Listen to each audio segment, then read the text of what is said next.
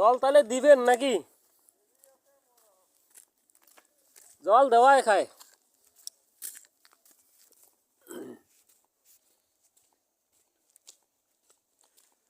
তো বন্ধুরা, এই যে আমাদের গরিবের জীবন,